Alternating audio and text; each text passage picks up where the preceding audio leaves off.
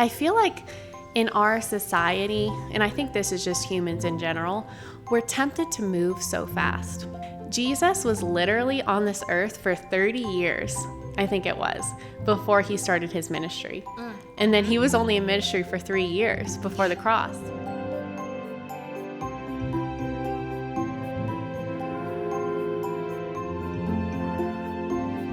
Welcome back to the podcast. We're so excited that you're joining us today for this episode on embracing your unique journey. And I know that might seem a little odd, but I think the context for it is really relatable. And that is, there's so much pressure on us, especially our generation, the generation below us, to have your life figured out, to know what you're supposed to do. Right now, as we're filming this, and even when this goes live, it's kind of like graduation season. You know, it's very exciting. Yes. You're graduating high school or college, and you're like, great, now I'm going to go out in the world and do something with my life. And then you're like, what do I do? Right? Like, and then, you know, maybe your first option doesn't work out. And so you're like, now what do I do? And so there's so much pressure. I remember being a sophomore, I think, in high school, and they had us create a 5-year, a 10-year, and a 15-year plan. Oh my God. And I mean, I think there's some wisdom in that. Like, they were trying to get us to think, have like, a vision to go towards. what do I want to do? Yeah. Right? Like, what am I going to do? Because the last thing you want is to have people who just don't think they can do anything, and then they don't pursue anything. But I think something that we forget in our society that kind of drills this into us of, you need to be productive. You need to figure out what you're supposed to do, get to it as fast as you can, and then just keep doing it for the rest of your life. And I don't think that that's really how our purpose works. I think it's found more in a journey rather than a destination. And one thing that recently has been teaching me this is I'm trying to grow grass in our front yard. And it is not the easiest thing here in Colorado. Let me tell you that right now. And I'm so excited because there's so much new growth happening. Yeah. Like, is in the areas where it's very bald, we'll say, where the sun hits it and there's no shade. It's very hard to grow grass, but there's like some fuzzies coming up, and I'm so excited because I'm like watering it all the time. Like, yes. But it has been, at the time of filming this, I think we're approaching 3 weeks since I planted it. Oh. And it's finally kind of coming through. Yeah. And it's been one of those things where no matter how much water I gave it, no matter how much attention I gave it, I couldn't speed up that process. You know, it was a journey because those seeds had to germinate, they had to grow roots, and then they could start sprouting above ground. And I think sometimes we forget that our purpose is so much like this as well. It's we have grown up, unfortunately. I think the Christian culture does kind of teach this a lot, that your purpose is like one thing. You got to find your purpose. Right? Like, and before then, it's just like, oh my God, I'm not there yet. Wow, I'm so useless in the kingdom, right? Yeah, exactly. And you got to find it as fast as you can. Yeah. But then once you find it, you got to stick with it for the rest of your life. And so congratulations. And that does not, I don't know about you, but that does not sound very fun to me. Even if it's a cool purpose, it's like, what? Yeah, like, that's exactly. it? That's the whole goal. And so Yeah. I think if we can kind of shift our perspective a little bit over to seeing our purpose as an entire journey of a lifetime, I think will actually change how we actually see what we're called to do on this earth. Yeah, and it's kind of funny because you started talking about college, and that was one of the last things I was going to mention. But to just preface the episode, I guess at this point, I started college in 2015, and I didn't graduate until 2021. You started in 2015? Yeah, college. We're not the same age. I'm if like, you couldn't tell. pretty sure we look the same age. But my point with that is that it took 6 years to complete for a 4-year degree. Like, I graduated with a 4-year degree, and it took 6 years. And I could have been like super hard on myself. And I feel like at times I've been like, oh, this person in high school just graduated, you know. But let me just scroll down. During this time, I have met my husband. I moved to Colorado. I started a job at the ministry that I'm still working at today. And I made friends, and I got really closer to God. Yeah. I got a lot closer to God. It's like, if I was so focused on, okay, I just need to graduate within this 4-year period, like it's possible that I would have been, that none of this stuff would have happened. So it's just important to remember that like maybe your journey through something takes a little longer than someone else's, but that doesn't mean that you're behind. But to where I was actually supposed to go. And you were mentioning grass, so speaking of plants. Yes. When I started my notes, it was funny because like almost right away, I feel like I started thinking about flowers and stuff, and maybe it's just this time of year, but I immediately started thinking about how every single flower and, bush and tree or whatever, they all have different times that they bloom. There's actually like this beautiful tree in our neighborhood. And what's funny is that it's so beautiful, but it only blooms for about a month. And then for the rest of the year, it's just a tree. But like when it's blooming, it's got these beautiful white flowers. Wow. And so I started looking into flower bloom time. And I'm going to put some of these up on the screen. But the snowdrop flowers from January to March. And it's like really pretty. It's like this little flower and it's got these white little blooms. And then I had to mention the columbine because that's the Colorado state flower, the blue columbine. And we actually just planted some in our garden. And the columbine blooms later spring, May and June. Another one of my favorite flowers of all time is the Cosmo. And that's like midsummer, like that's like the third, it's like midsummer time. And I absolutely love them. And then I couldn't really find one that's like only blooms in fall, but you just think about like maple trees, right? You just like, oh my gosh. I can tell you one. Yeah. Oh. So my mum bushes out front, they grow green. They just look like shrubs for like all summer. And then it's not till like the very end of August, possibly not even until September, that all of a sudden they start bursting with all these mum flowers.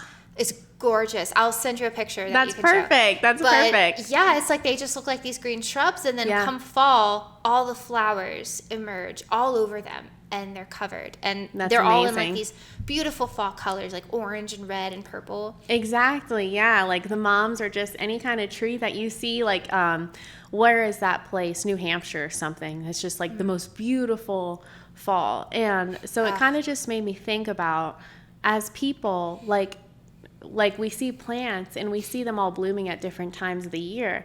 And I think God, of course, created that for a purpose. Because imagine if all of them were blooming in, January, or that wouldn't make sense. Probably more likely like everything blooming in April. And then it was gone and it was like completely dead for the rest of the year. And I think that like God designed it that way, just like us, like all of us are filling a different purpose. And I kind of had a funny illustration come to mind when I was mentioning the cosmos. Like, what if the cosmos was just coming out of dormancy and like, it's waking up and it looks over and it sees, that first one I mentioned, the snowdrop flower in bloom, and it's like, oh my God, I need a bloom. Like I'm falling behind, I'm late, and so it tries, but it doesn't have enough nutrition, and it tries to bloom, and maybe it does a little bit, but then it gets burned out. And so I was just thinking how that's so true for us. It's like when we're trying to keep up with other people's schedules and their timeline, maybe we'll try to fill in that gap, and then we try, but it wasn't meant to be. And so then we just burn ourselves out. That's so good. Yeah. It's like some of us are snowdrops and some of us are cosmos. Exactly. Yeah. I think I'm a cosmos because I really like summertime. You're a summer girl. Yeah, exactly. Sorry. My husband put a beautiful Disney ambiance video on the TV for us behind the camera, but it's gone on to another video, and it's this really weird music video, and I keep like wanting to laugh because it's so weird. I noticed that when I was like looking over at you, I'd see movement start on the screen, and now there's a sing-along going on. There's a sing-along happening. I'm just happy there's no audio. I have never seen this before, but it's quite interesting. But anyway, just in case you're wondering why I'm like over here smiling. You just really like my flower illustration. I'm like, what is that? Okay. So something to think about when we're talking about our purpose being a journey and not just a destination is, sometimes if you see it as just this destination and you start comparing yourself to other people and where they're at, like you said, it can really convince us to give up, right? Like, it can really convince us to be like, why even try? Why bother? Look at what they're doing. And I think something to remember in Scripture is found in Hebrews 12, verse 1. It says, "Therefore, since we are surrounded by such a huge crowd of witnesses to the life of faith, let us strip off every weight that slows us down, especially the sin that so easily trips us up, and let us run with endurance the race God has set before us." And I love that picture that he paints for us so much. It's a race. It's not a sprint, right? It's a long journey that takes over our entire lives. And one illustration that I think does this really well is found in the movie Moana, which if you have not seen it, I really recommend it. I think it's amazing. But there is a scene, and maybe I'll try to include a link below to like this particular scene I'm talking about. But basically, Moana, has always had this desire to go out and explore. And finally, she realizes where it comes from. Her ancestors before her were voyagers. And they were the ones who went out and explored and found new islands. And that's how they ended up on the island that they're on now. But everyone has gotten comfortable and complacent. And they don't want to go out and explore anymore. But it calls to her, and because it's who she is. And so she goes out and she explores. And she has this adventure. And she starts to fail. And it starts to look hard. And she starts to hit troubles, right? We just did an episode last week on how to face your giants. And so she's kind of facing one right now, and that's doubt. And like, am I even really going to be able to do this? And there's this amazing scene where she's out in the middle of the ocean on her little raft, no one in sight. And she just has this kind of pity party, right? I mean, I don't know about you, but I've had some pity parties in my time. Yes, me and too. They're all very justified, by the way. But basically, she kind of just has this moment of like, who am I to do this? I'm just one person. What am I even doing? I shouldn't even try. And then in this moment, the spirit of her grandmother comes to her, which I'm not saying that this is, theology or anything like that.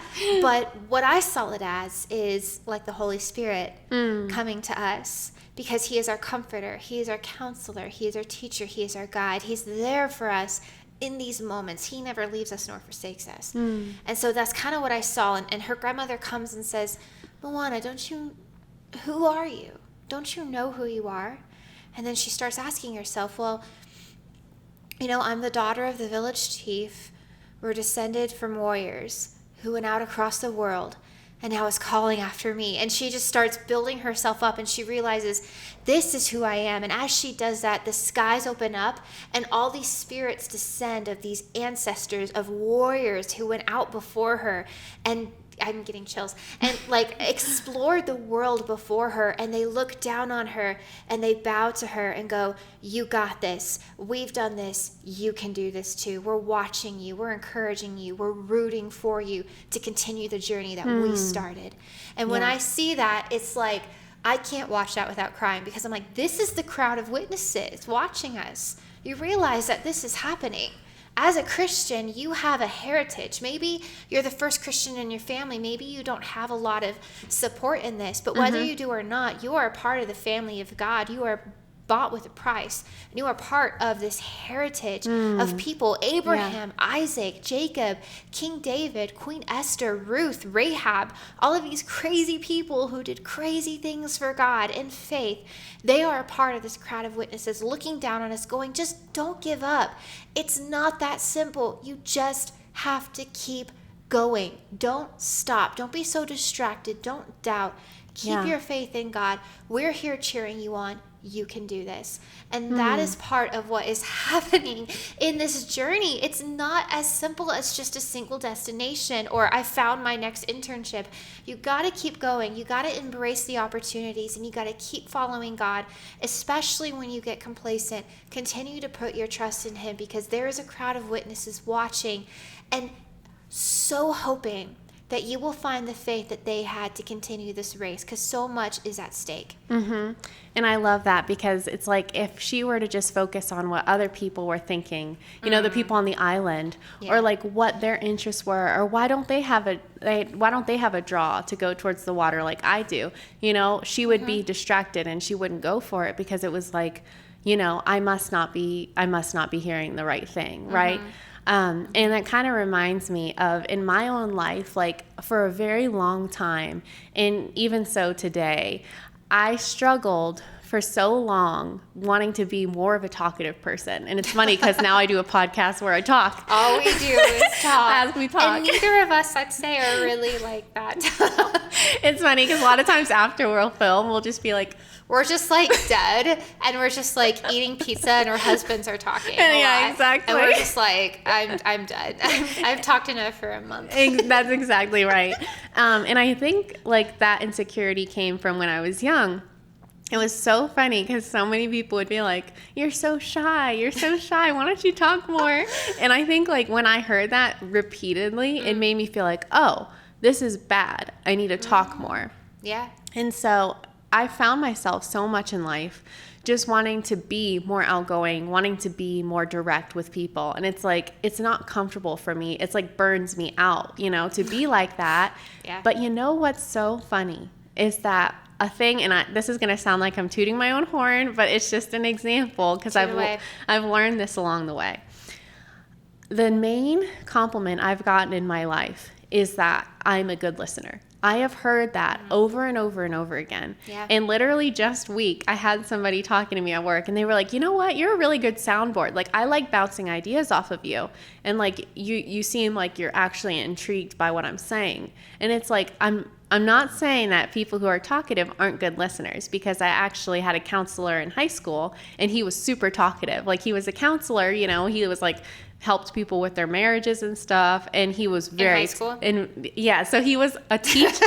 Yeah, let me explain. He was a high school teacher, but he was a counselor outside of that, a marriage counselor. Got you, yeah. And he was super outgoing, you know, talkative. So I'm not saying that everybody who is talkative is not a good listener, but what I'm saying is that like we are meant to fill different gaps, right? Like people in our life that come across our path are needing different things. And like the talkative people, they are filling the gap of like, you know, they could be really good storytellers, or they could be really good motivators, you know. And then people who maybe are less talkative, like they're there to listen, and there's people who are there to nurture, right? And so it's just so important to remember that we're filling different gaps. And it says in Romans 12:4-5, our bodies are made up of many parts. None of these parts have the same use. There are many people who belong to Christ, and yet we are one body, which is Christ. We are all different, but we depend on each other. And so that just kind of exemplifies my whole point. No, absolutely. I love it because I grew up so shy as well. Yeah. And I like thought before, like, we should have named our podcast like the Shy Girls Podcast or something. Yeah, that'd be great. Because I feel like most people who do podcasts aren't very shy, but here we are. But here we are today. No, but that's such a good point. Yeah, like the labels we put on ourselves can, you know, something that's meant to be good, we can actually take as bad. Yeah. And I feel like I actually went the opposite direction. Like I was very shy, and I was told that, of course. But I just sunk into it. I was like, oh, this is who I am. So I'm not even going to try. Like, I'm not going to try to be talkative or outgoing. I'm the listener, right? And so I would listen, but then I remember I was having like a talk with one of my friends. This was like in college. And she was just like kind of telling me about something she was going through, right? And I was just kind of listening. And then she was like, say something, like, please, like, tell me you're like tracking with me. I was like, oh, I'm sorry. I didn't realize that's what you wanted, you know? And so like I kind of had to have this realization, like I feel like I can be a very good listener too, but sometimes like I have to realize that I put myself in a box of like thinking I don't have anything to offer anyone other than listening. Right? Like, because I'm shy, right? I'm the shy girl, and so I don't talk. And so sometimes like putting those boundaries on ourselves can really limit how we're able to help people, whether we see it as, oh, this is actually a bad thing, you know, like, oh, this isn't good. Yeah, exactly. Or whether you just envelop yourself in it as your identity, and then you just kind of just discredit yourself from ever doing anything else. Exactly. And it's really all part of what we're talking about, right? It's like embracing the uniqueness that God has given you. Yes. Yeah. And I think a lot of what you're meant to become is found along the journey that It's God true. is trying to take you on. It's true. Which just so happens to lead me to my next little thing I wanted to say. How convenient. And I know, it's so convenient. Thank you, Lord. But anyway, so one thing that I think is what I just said. I really do think that you become who you're supposed to be on the journey. Like I said, and like Felicia has said, like I was so shy growing up. And now I look at myself and I'm still, I'm an introvert and I prefer to listen. This is kind of weird for me. I enjoy it because I think it's just God. I don't know. But when the cameras aren't rolling, I'm like, I'm just like not exactly. that outgoing. And I know it's probably hard to believe. But basically, like, I think look at my life and I look at the chances I've taken on God, similar to Felicia, like moving out to Colorado and just taking a chance, taking a job, moving to a new place, marrying someone. That's a big leap of faith. Oh, yeah. All of these decisions have helped shape who I've actually become. And I feel more like I'm the person God always created me to be now than I was back then. And I truly believe that it's not like I'm changing. I don't feel like I'm changing into a different person because you can do that. And I don't think that's necessarily the way God wants it. But it's almost like a well. It's like you're drawing out what was put inside you, who you truly are, who you were created to be, and was always there. And one illustration that I think shows this really well is in The Hobbit. And I'm referring to the book The Hobbit. And I love it because Gandalf, such a wonderful character. I love Gandalf. He comes to town and he finds Bilbo. And Bilbo is I love it because I think of my cat as Bilbo because they are like the same person. But basically Bilbo is just this little hobbit living in his little hobbit hole. And he's comfortable. He's comfortable. He's fine. He's not trying to do anything. He's not the kind of person that you think could go and steal gold from a dragon or fight in a war or stand up for other people and become a hero. That's exactly who he becomes. But when we find him, that's not his reality at all. And that's when Gandalf finds him. And he comes and knocks on his little house of comfortability and goes, this is what he says, I'm looking for someone to share in an adventure that I am arranging, and it's very difficult to find anyone. And I love that so much because it's like, it's an invitation. Bilbo didn't have to go with Gandalf. But Gandalf knew what to say, and he tugged at his heart. It's like, do you want to know what could be? And he sets off. And also, he sets off not instantly changing, right? Like, he's the same Bilbo. But if you read the book, right, a lot of you have probably seen the movies, but I recommend the book. It's very short. But he goes off, and he starts having adventures, and he starts running into opportunities to grow and to change and to be brave and to become the person that he was always meant to be. So by the end, he seems like this completely different person, but it's who he was all along. And I love that quote from Gandalf so much, but I want to read you a scripture. The eyes of the Lord run to and fro throughout the whole earth to show himself strong on behalf of those whose heart is loyal to him. I just hear Gandalf's words right there. That is the heart of God. I'm arranging an adventure and I'm just looking for someone who wants to share in it with me. But it's really difficult to find someone who's willing. And that's the adventure that is set before us. He's going to give you opportunities to be brave, and those opportunities are going to transform you into the person that you were always meant to be. And to the point where Gandalf even says later, never underestimate the potential that's inside a hobbit. Because, and what's beautiful about it is he saw that. When he came to his little home in the Shire, he saw that potential on his life, and he just started drawing it out. It was an invitation. It wasn't required. And that's exactly what is happening to us. God sees the potential on your life. He sees what's possible, and he knows not to underestimate it. But he also knows it has to be your choice. And so he lays it out as an invitation.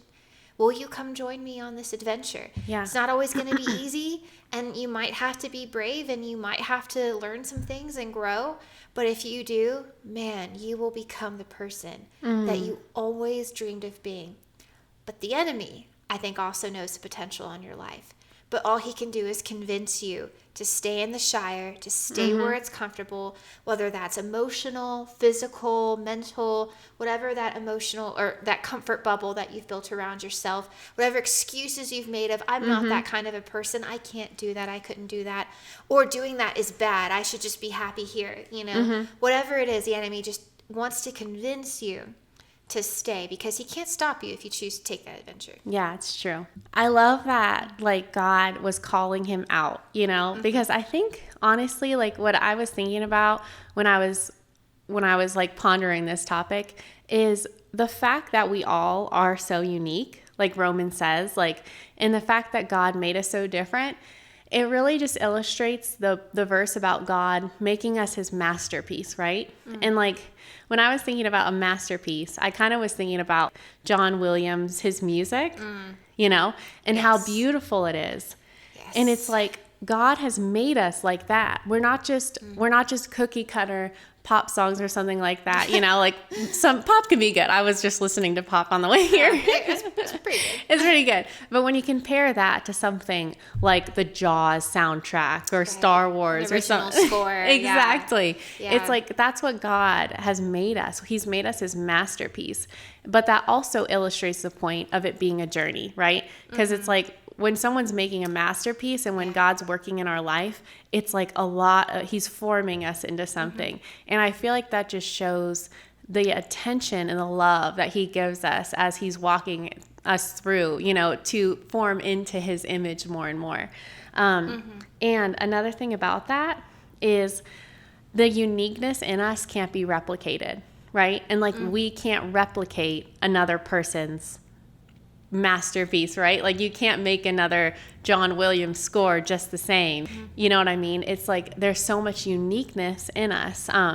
But another thing that comes to mind when we're thinking about this being a journey, I feel like in our society, and I think this is just humans in general, we're tempted to move so fast. And it's like, when I was talking earlier about college, I could have been so focused on that 4-year degree thing. It's like, oh, I need to be 4 years. And then the funniest thing popped into my head. Jesus was literally on this earth for 30 years, I think it was, before he started his ministry. And then he was only in ministry for 3 years before the cross. I know people who, like, they're 25 years old and they're like, man, I feel like I haven't found my purpose yet. And it's so like, behind. Just think about Jesus, right? And like, I'm sure there's people who have studied that and they have good answers as to why that is. But I think it's just like, the next time you're feeling so rushed in life and you feel like, I need to find my purpose, just remember Jesus. He was literally God. He could have started whenever, but there was a purpose. And it's like, maybe the reason that you haven't started as soon as the other person has, or you're supposed to start before other people do, is because God is trying to grow you. He's trying to form you into that masterpiece before your time comes, That's so good. And I mean, when you think about it, it's like, there's the destination, or there's the purpose, there's the plan, the journey he wants to take you on, but there's also the timing. And so I think so much of it is like, we compare our timing to someone else's timing. And so then we attach a time frame to God's promises. And I don't really think most of the time he's giving us those time frames, right? I agree. He's saying, trust me, go on this adventure with me, begin this journey with me, take this job, go here, go there, do this, do that, and trust me. But when we start comparing ourselves to other people, like you said, we start looking at their time frame and going, okay, well, if that's the case, then I should be at this place by this age. And then we start getting into trouble because now we start forcing things to happen. Or we get really discouraged and we lose our faith because things aren't happening when we thought they were supposed to. And then our faith is gone because it wasn't in God, it was in a timeline. And so I think that's just such a really important point. It says in Psalms 119, 105 that the word is a lamp unto our feet, a light unto our path. It's not a supersonic LED, like thing. If you think about it, it's literally, if you think of yourself in a dark wood and you're holding a lantern, how far ahead can you see? Not very far. You can take a step. And then once you take that step, you can see the next step. And then you can see the next. But you have to move forward. You have to actually take that next step before you can actually see what's going to happen. And so I think so often, like you said, I mean, we get in so much trouble because we just want to be like, okay, God told me this. Well, no, God told me what to do next, so I'm going to plan out my next 20 steps, right? It's like, no, that's not how that works. And if you start comparing your timeline to someone else's timeline, then you're either going to try to force things to happen, and you're going to get burnt out, like the flower, like the cosmos, like the flower, looking at the snowdrops. Yeah, exactly. Or you're going to get really bitter at God because all of a sudden now you're holding him to an expectation that he did not promise, and now you're losing your faith, the very foundation that you're meant to stand on. Yeah, because it didn't work out the way you thought, not what God told you. So exactly. I'm sorry. All I have right now in my head is that song that's like supersonic. Have you heard that song? Hypnotic, funky, fresh. I did a cheerleading dance to that song. I never hear the word supersonic, and so when did I say supersonic? You said supersonic, and now my brain's just like. Must be I did a cheerleading dance to that song. I'm trying to remember what it was, but anyway. Yeah, that's the only reason I know that song. There you go. That's why it came into your mind. Supersonic. That's our journey. That's our journey. It's supersonic. Or is it? Don't compare. That's my journey, is supersonic. That's Felicia's journey. Yeah. It's funky fresh. The rest of us are just trying to keep up, right? Yep. So I think this is just really important because this world, college, high school, babies, marriage, your friend, anything else? That all these things are constantly screaming at us to tell us where we should be, what we should be doing, that you're behind. Our world is go, go, go. And I think if we're not careful, we can really get into this mentality of comparing our journey to someone else's journey. Yeah. And if you think that your life is all about a particular destination, first of all, if you get there, you're going to be really depressed because now you have nowhere else to go. So that sounds really sad and boring to me. Or you're going to drive yourself crazy trying to figure out exactly what it is. It's kind of like the people who feel like there's only one person in the world for them to marry. Exactly. I'm sorry to bust that bubble, but I just don't understand it because already, 2,000 years after the cross, we've messed that up so much that surely it's the original plan is not there, right? Exactly. I just don't feel like that makes sense. But God knows, I believe he has the right person for you. I believe he has his best. And if you follow him, he'll lead you to that. But then as you make decisions, it's kind of like the GPS, recalculating. Okay, we'll work with this. Okay, and so he's constantly got your back. Yeah. And that's what this journey looks like. But you can't be so afraid to step out into the unknown and wait until you've got that 15-year plan written out to actually start trusting God and to actually start moving in that direction. It's a journey. It's going to be a journey that takes up your entire life. It's true. But you can't be so afraid of I want guarantees of what this is going to look like for me before I trust you. Yeah. No, that's not what he does. He shows up at your little, Shire Hobbit house of comfortability. And just like Gandalf, he goes, I'm arranging an adventure and I'm looking for someone who will just join me. He doesn't force you.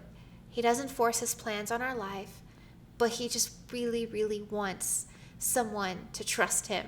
And he, like the scripture says, he wants someone who he can show himself mighty on their behalf because they trust him. Yeah. He is looking for people to show off through. He's looking for people that he can do stuff with.